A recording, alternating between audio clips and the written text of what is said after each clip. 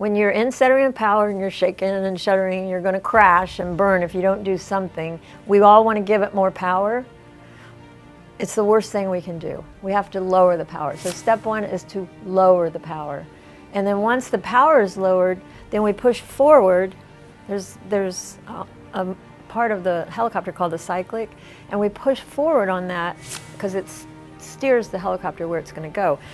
The collective is the power. So you're doing this, and everything in the helicopter you're doing at the same time. So I think it's so much like life. You've got your feet doing one thing, your arms doing another thing, your brain's doing several things.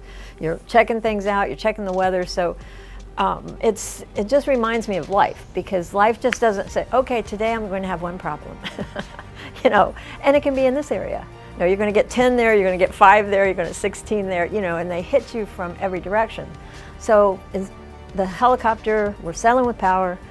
Then we've lowered the collective, lowered the power, and now we're pushing forward on the cyclic just to fly out of the tornado. Here's this tornado right here. We're going to fly out of it.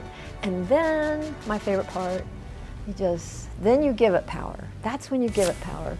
And that's when all the powers of the universe, God, the weather, everything just kind of takes over, lifts the helicopter, and it flies away in something called translational lift.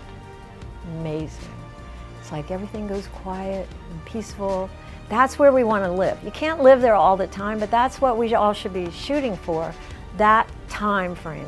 And that's when all the things that we do, the good things, the exercising, the eat right, the relationships, the health stuff, that's when they all come together and they work.